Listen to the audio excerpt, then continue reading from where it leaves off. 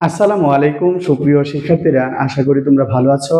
আজকের আলোচনার আলোচ্য টপিকটি হচ্ছে তথ্য ও যোগাযোগ প্রযুক্তির পঞ্চম অধ্যায় অর্থাৎ প্রোগ্রামিং ভাষা। এই অধ্যায় থেকে ঢাকা বোর্ড 2025 সালে যে সৃজনশীল প্রশ্নটি এসেছিল তার সমাধান নিয়ে। লক্ষ্য করো সুপ্রিয় শিক্ষার্থীরা, আমাদের এখানে একটি উদ্দীপক দেওয়া ছিল। উদ্দীপকটিতে ছিল সৌরভের জন্মসাল 1990, তার বর্তমান বয়স 34 বছর, তিনি সরকারি চাকরিতে আবেদন করতে আগ্রহী, সরকারের সিদ্ধান্ত অনুযায়ী সরকারি চাকরিতে যোগদানের জন্য বৈধ বয়স 18 থেকে 32 বছর পর্যন্ত। সুপ্রিয় শিক্ষার্থীরা, এখানে বলা আছে সৌরভের জন্মসাল 1990, তার বর্তমান বয়স হচ্ছে 34 বছর, সে সরকারি চাকরিতে আবেদন করতে আগ্রহী। এখন সরকারের রুলস অনুযায়ী সরকারি চাকরিতে আবেদনের বয়স হচ্ছে 18 থেকে 32 বছর পর্যন্ত। ঠিক আছে, পরবর্তীতে আমাদের রিকোয়ারমেন্ট গুলো চেয়েছে। ক, এরে কি? খ, চলকের নামকরণের সময় কিছু নিয়ম মেনে চলতে হয়, ব্যাখ্যা করো। ঘ, সৌরভের জন্মসাল অধিবর্ষ কিনা তা নির্ণয়ের অ্যালগরিদম তৈরি করো। ঘ, সৌরভ সরকারি চাকরিতে আবেদনের জন্য যোগ্য কিনা তা নির্ণয়ের জন্য সি প্রোগ্রাম লেখো। সুপ্রিয় শিক্ষার্থীরা, চলো আর দেরি না করে ধারাবাহিকভাবে আমরা উত্তরগুলো দেখে আসি। তুমি ক নাম্বারে লিখতে পারো, সি প্রোগ্রামের ভাষায় এরে হলো একটি বিশেষ ডেটা স্ট্রাকচার যেখানে একই ধরনের একাধিক ডেটা রাখা যায়। আমি আবারও বলছি, সি প্রোগ্রামিং ভাষায় এরে হচ্ছে একটি বিশেষ ডেটা স্ট্রাকচার যেখানে একই ধরনের একাধিক ডেটা রাখা যায়। পরবর্তীতে আমাদের বলা আছে খ, চলকের নামকরণের সময় কিছু নিয়ম মেনে চলতে হয়, ব্যাখ্যা করো। তুমি লিখতে পারো, চলকের নামকরণের সময় কিছু নিয়ম মেনে চলতে হয়, কারণ হচ্ছে সি প্রোগ্রামিং ভাষা একটি কেস সেনসিটিভ ভাষা। এখানে বড় হাতের অক্ষর এবং ছোট হাতের অক্ষর দুইটাই আলাদা অর্থ বহন করে। তাছাড়াও চলকের নামের মধ্যে সব ধরনের চিহ্ন ব্যবহার করা যায় না। একটি চলক বৈধভাবে লিখতে গেলে চলকের আগে কখনোই কোনো অঙ্ক হতে পারবে না, চলকের মধ্যে স্পেস থাকা যাবে না, চলকের মধ্যে ডেস থাকা যাবে না, চলকের মধ্যে ডলার চিহ্ন রাখা যাবে না। চলকগুলো বৈধ লিখতে গেলে অবশ্যই প্রথম লেটার দিয়ে শুরু করতে হবে এবং চলকের মধ্যে স্পেস থাকা যাবে না। ঠিক আছে, চলকের নামে কেবল বর্ণ, আন্ডারস্কোর, চলকের নামের প্রথম অক্ষরটি অঙ্ক দিয়ে শুরু হতে পারবে না। ঠিক আছে, এই রুলস গুলো মেনে একটি চলক বৈধ হয়। ঠিক আছে, চলকগুলো লিখতে গেলে অবশ্যই এভাবে লিখতে হবে। চলকের মধ্যে কোনো স্পেস থাকা যাবে না, চলকের মধ্যে কোনো ডেস থাকা যাবে না, চলকের মধ্যে কোনো সময় ডলার চিহ্ন ব্যবহার করা যাবে না। ঠিক আছে, চলকটা হতে হলে অবশ্যই কি হতে হবে, প্রথম বর্ণ হতে হবে, তারপরে অঙ্ক দেওয়া যাবে, কিন্তু স্পেস থাকা যাবে না, আন্ডারস্কোর ব্যবহার করা যাবে। ঠিক আছে, আশা করি এটা বুঝতে পেরেছো। পরবর্তীতে আমাদের বলা আছে সৌরভের জন্মসাল অধিবর্ষ কিনা তা নির্ণয়ের জন্য অ্যালগরিদম করো। সুপ্রিয় শিক্ষার্থীরা, অর্থাৎ এই যে বলা আছে সৌরভের জন্মসাল 1990, এটা কি অধিবর্ষ নাকি অধিবর্ষ না, এটা প্রমাণ করতে হবে। সুপ্রিয় শিক্ষার্থীরা, আমরা জানি এই যে লিপিয়ার এবং লিপিয়ার না, এটার যে অ্যালগরিদম এটাই হচ্ছে এটা। চলো আর দেরি না করে আমরা একটু দেখে আসি। গ নম্বরে তুমি যেহেতু অ্যালগরিদম চেয়েছে তুমি লিখতে পারো। ঠিক আছে, ফার্স্ট অফ অল তুমি লিখতে পারো ধাপ 1। ধাপ 1 এর মধ্যে কি লিখতে পারো, শুরু করি। কি লিখতে পারো, শুরু করি। ধাপ 2 এর মধ্যে তুমি লিখতে পারো ইনপুট হিসাবে, ইনপুট হিসাবে y = 1990 গ্রহণ করি। ঠিক আছে, গ্রহণ করি। সুপ্রিয় শিক্ষার্থীরা, আমরা ইনপুট হিসাবে মান নিলাম y = 1990 গ্রহণ করি। পরবর্তীতে সুপ্রিয় শিক্ষার্থীরা, লিপিয়ার হতে গেলে আমাদের কন্ডিশন চেক দিতে হয়, অর্থাৎ যে জন্ম সালটা এটা 400 দ্বারা নিঃশেষে বিভাজ্য হতে হবে, অর্থাৎ যে জন্ম সালটা থাকবে তাকে 400 দ্বারা ভাগ করে ভাগশেষ শূন্য হতে হবে। যদি এই কন্ডিশন সত্য হয় তাহলে এটা লিপিয়ার, অন্যথায় লিপিয়ার না। ঠিক আছে, পরবর্তীতে আরো দুইটা কন্ডিশন চেক দিতে হয়। এটা হচ্ছে যে জন্ম সালটা থাকবে এটাকে 4 দ্বারা নিঃশেষে বিভাজ্য হতে হবে। ঠিক আছে, অর্থাৎ 4 দ্বারা ভাগ করে ভাগশেষ শূন্য হতে হবে, এবং এই সালটাকে, এই জন্ম সালটাকে 100 দ্বারা ভাগ করে নিঃশেষে বিভাজ্য হওয়া যাবে না, অর্থাৎ ভাগশেষ শূন্য হতে পারবে না। যদি এই কন্ডিশন গুলো মেনে চলে তাহলে এটা লিপিয়ার, না হয় লিপিয়ার না। তাহলে তুমি চেক দিতে পারো ধাপ 3। কি লিখতে পারো, এই যে ধাপ 3। ধাপ 3 এর মধ্যে তুমি লিখতে পারো ইফ, এটার মধ্যে তুমি কন্ডিশন দিতে পারো ইয়ার ইয়ারকে তুমি এটাকে বলা হয় মোড, ঠিক আছে। এই যে ওয়াই মডিউলাস, এটাকে বলা হয় মডিউলাস। ওয়াই কে তুমি ভাগ দিবা কত দ্বারা? 400 দ্বারা, ঠিক আছে। এই যে মডিউলাস শব্দের অর্থ হচ্ছে ভাগশেষটা প্রকাশ করা। মডিউলাস মানে হচ্ছে ভাগশেষটা প্রকাশ করা। এই যে ওয়াই কে অর্থাৎ ইয়ারকে তুমি 400 দ্বারা ভাগ করতেছো এবং এটা নিঃশেষে বিভাজ্য হতে হবে, অর্থাৎ এটা শূন্য থাকতে হবে, অর্থাৎ ভাগশেষটা শূন্য হতে হবে। এই যে ওয়াই কে তুমি 400 দ্বারা ভাগ করলা এবং ভাগশেষটা কত হতে হবে? শূন্য হতে হবে। সুপ্রিয় শিক্ষার্থীরা একটা কথা মাথায় রাখবা, এই যে ওয়াই কে তুমি 400 দ্বারা ভাগ করার পরে এখানে একটা সমান দিতে পারবা না, এখানে সমান আবার সমান দিতে হবে, ঠিক আছে। অর্থাৎ এখানে একটা সমান দিলে কিন্তু হবে না, এটা এখানে অবশ্যই দুইটা সমান তোমার দিতে হবে। এই যে ওয়াই মডিউলাস 400 তারপরে ডাবল ইকুয়াল 0।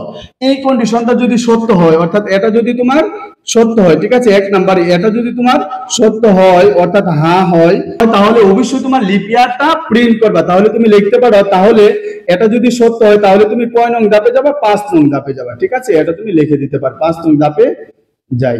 আর এটা যদি নো হয়, ঠিক আছে, এটা যদি নো হয় তাহলে অবশ্যই তুমি পরবর্তী ধাপ অর্থাৎ পরের ধাপে যাই, ঠিক আছে।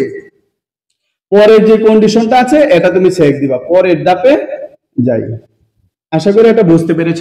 যদি 400 দ্বারা ভাগ করলে সালটাকে ভাগ করলে ভাগশেষটা শূন্য হয়, তাহলে অবশ্যই তুমি কি করবা? লিপ ইয়ারটা প্রিন্ট করবা। এখন 5 নং ধাপের মধ্যে আমরা লিপ ইয়ারটা লিখে নিব।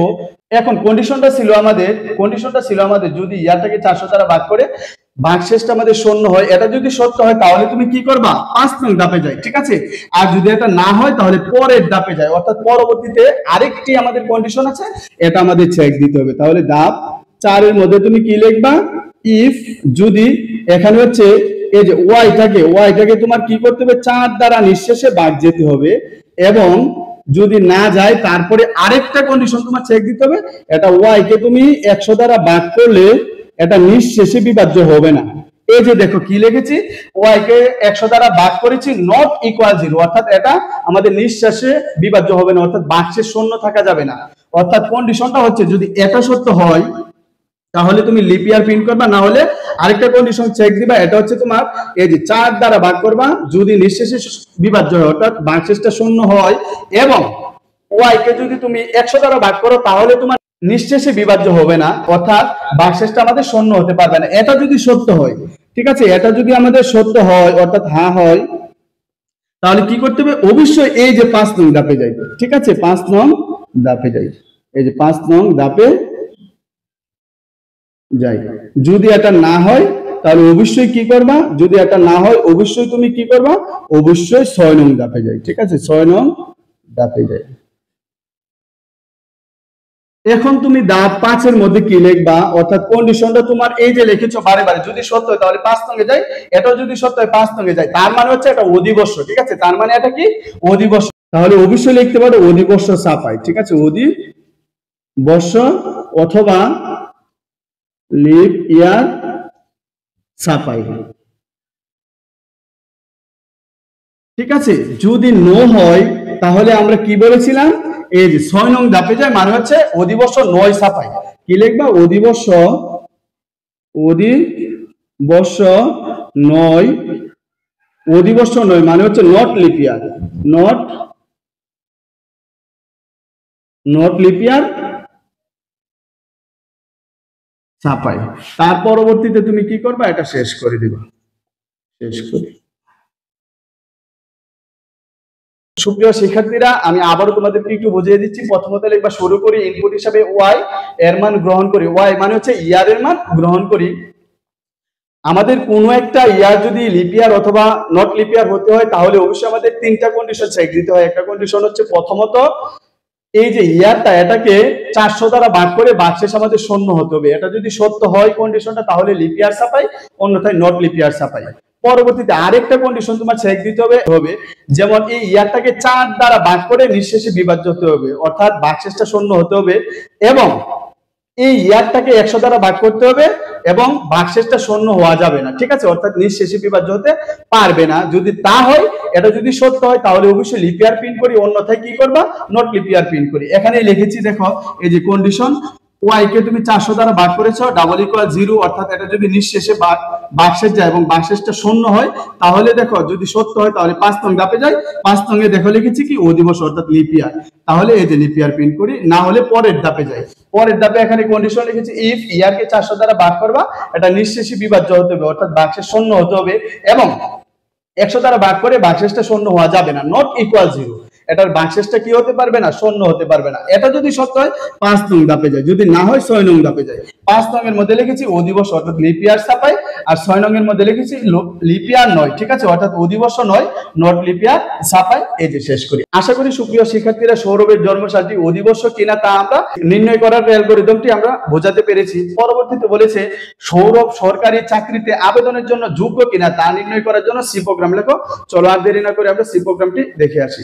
এটা করতে গেলে অবশ্যই আমাদের এই যে কন্ডিশন দেওয়া আছে, অর্থাৎ চাকরিতে আবেদনের জন্য বছর থাকতে হবে 18 থেকে 32 পর্যন্ত, ঠিক আছে, অর্থাৎ এই যে এজটা আছে, এজটা অর্থাৎ বছরটা আছে তা হচ্ছে 18 থেকে বড় অথবা সমান এবং 32 থেকে ছোট অথবা সমান। এটা তোমার বুঝতে হবে। কি বলেছি, এই যে এজ, এই এজটা অবশ্যই কি হতে হবে, 18 থেকে বড় হতে হবে অথবা সমান হতে হবে, ঠিক আছে, এবং কি হতে হবে, এই এজটা কি হতে হবে, এই যে 32 থেকে ছোট অথবা সমান হতে হবে। এই যে আমাদের দেখো, এই যে এটা কি, এই যে দেখো এজ গ্রেটার দেন ইকুয়াল, নিচে যা টান মানে হচ্ছে এটা ইকুয়াল, অর্থাৎ 18 থেকে এজটা বড় অথবা সমান এবং এজটা এই যে 32 থেকে ছোট অথবা সমান। এই কন্ডিশনের ভিতরে হলে সে কি হবে, এলিজিবল হবে, ঠিক আছে, আবেদন করার জন্য যোগ্য থাকবে। আর যদি এই কন্ডিশনটা ব্রেক করে, অর্থাৎ এটা যদি না হয়, ঠিক আছে, তাহলে অবশ্যই কি হবে, সে আবেদনের জন্য যোগ্য হবে না।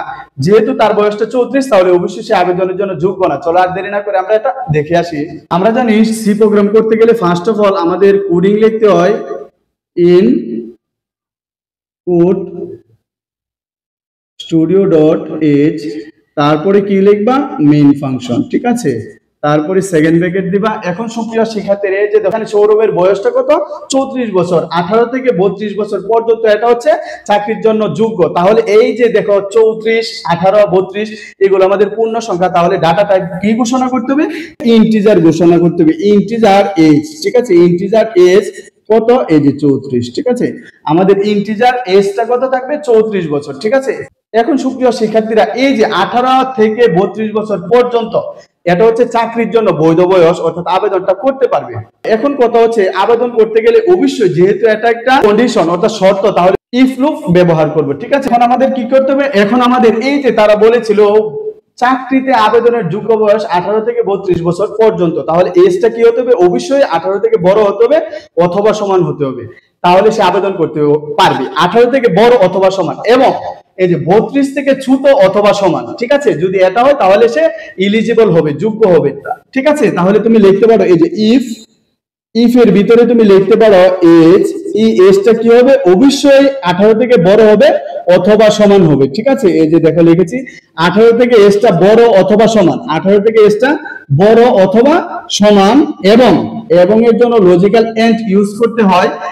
এবং কি হবে, এই যে 32 থেকে এজটা কি হবে, ছোট হবে অথবা সমান হবে, তাহলে এজটা কি হবে, অবশ্যই ছোট হবে, অবশ্যই ছোট হবে অথবা এই যে সমান হবে। কি লিখেছি দেখো, এই যে এজ গ্রেটার দেন ইকুয়াল 18, অর্থাৎ 18 থেকে এজটা বড় অথবা সমান, এর মানে 18 হলেও চাকরির আবেদন করতে পারবে। এবং এই যে 32 থেকে এজটা ছোট থাকতে হবে অথবা সমান হতে হবে। তোমার বছরটা যদি তোমার এই যে 18 থেকে 32 এর ভিতরে হয়, আবেদন করতে পারবা। আবার যদি তোমার বছরটা 18 হয় অথবা 32 হয়, তাও আবেদন করতে পারবা, ঠিক আছে। এই এখানেই বলা হয়েছে, এই জন্যই বলা হয়েছে এজটা 18 থেকে বড় হতে হবে অথবা সমান হতে হবে এবং এজটা 32 থেকে ছোট হতে হবে অথবা সমান হতে হবে।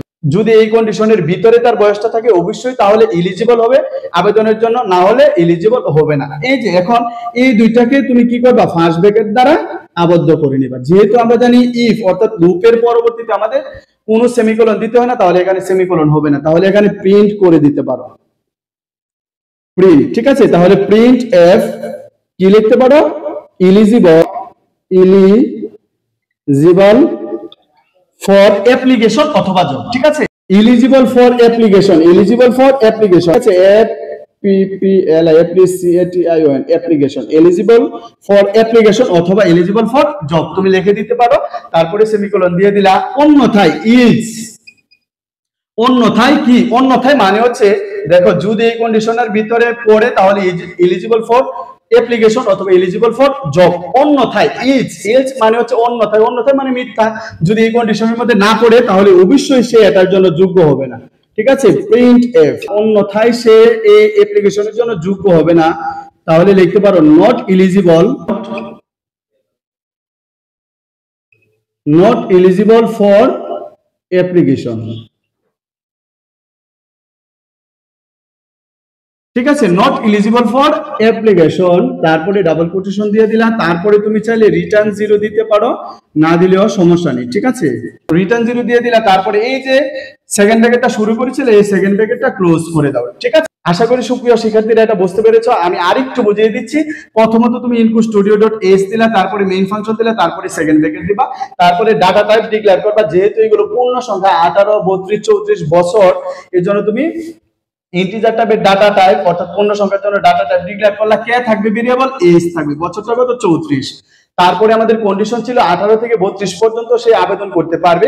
এখন লিখেছি ইফ এজটা 18 থেকে বড় থাকবে অথবা সমান থাকবে, এবং এই যে এজটা 32 থেকে ছোট থাকবে অথবা সমান থাকবে। যদি এটার মধ্যে থাকে, এটা যদি সত্য হয়, ঠিক আছে, যদি এটা সত্য হয় তাহলে print F eligible for application অথবা এলিজিবল ফর জব, এটা তুমি লিখে দিবা, অর্থাৎ সে জবের জন্য যোগ্য।